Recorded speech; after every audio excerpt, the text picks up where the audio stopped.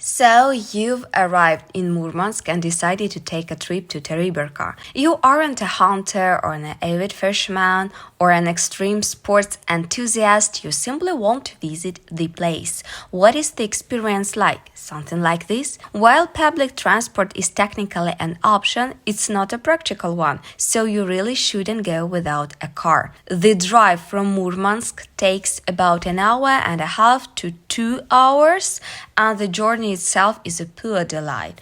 Our roads are excellent, everyone says so, and I'm telling you the same. If TERIBERKA is on your must-visit list, the wind turbines lining the road serve as a wonderful bonus. This is the Kola Wind Power Plant, the largest wind farm in the world located above the Arctic Circle. It's a fantastic spot for photos, so keep that in mind if you are looking for unique shots.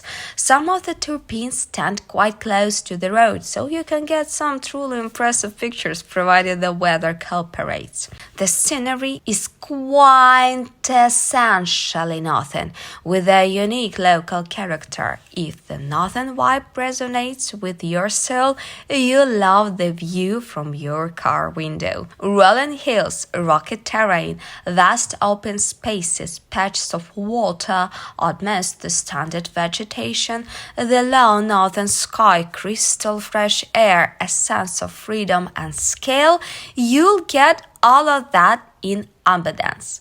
Pink splashes of color in this landscape come from patches of fireweed, or Ivan tea, or Ivan chai in Russian language. The color contrast reminded me of lavender fields, though I've only ever seen those in pictures. Still, this sight is unusual and incredibly beautiful. The drive to TERIBERKA itself is superb. Even in our sedan equipped with winter tires that had worn down to a non-studded friction tread, we were able to not only reach TERIBERKA but also park easily once we arrived. Of course, there are spots near the shore where you shouldn't venture in a standing passenger car lest you get stuck in the sand, but generally speaking, you don't need an off-roader for a casual trip. TERIBERKA today is a place of contrasts, new buildings and infrastructure set alongside old structures and signs of neglect. At least as of 2026, this is exactly what it looks like. You've got a cool barn-style house in the background and old-school northern frame house in the foreground. I visited TERIBERKA back in 2013 and had pictured it differently today, but I wasn't surprised or disappointed. If you are looking for a bit of northern austerity, this place is truly austere. It captures the spirit of the far north perfectly. I find these landscapes special.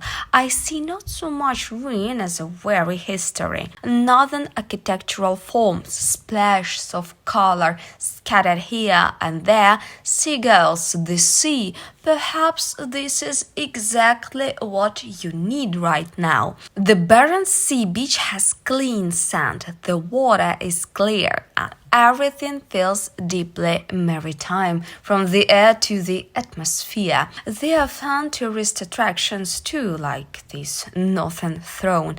I'm actually from Murmansk myself, and on this trip I visited TERIBERKA twice. Once with relatives and another time with my doggy guys. We took plenty of photos on that throne and everywhere else, and I posted them all on my social media. Another tourist draw is the skeleton on the beach. It's the whale skeleton from the movie Leviathan, actually a replica, a copy of a blue whale skeleton. Made of plastic and metal in Moscow, it was brought to TERIBERKA, assembled on site and featured in the film. It only appears on screen for a few seconds, but still. Then in May of this year, wonderful news broke. Another whale skeleton appeared in TERIBERKA, a fin whale, the second largest whale species on the planet. This skeleton was discovered in a remote part of the Kola Peninsula and brought to TERIBERKA. As for the Leviathan prop, it's located right next to the TERIBERKA restaurant.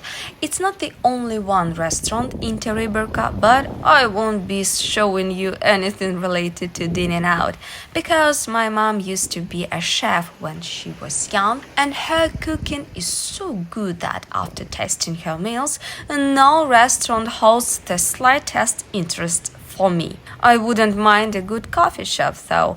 We did grab coffee of that aforementioned restaurant, and the quality was absolutely atrocious. Together with our dogs, we strolled along the shore, played in the waves, and collected seashells before climbing up to the hilltop marked by a cross. By the way, there were lots of tourists and campers around. Camping is very popular here. Some people were even swimming in the sea. It was quite unusual to see them in swimwear in their bathing suit. There were plenty of other people with families, kids, dogs, yet there was still room to find solitude and enjoy nature. If it's crucial for you to tick off every tourist attraction on your list, like the ship graveyard, the dragon egg stones, the giant CSI swing, the husky park, whale watching, or a helicopter ride, you won't find all of that here, because I've either seen it before or simply have no interest in it. I hadn't planned on making a full-blown travel vlog. I just wanted to keep this video as a personal memento, so I hope others might find it interesting too.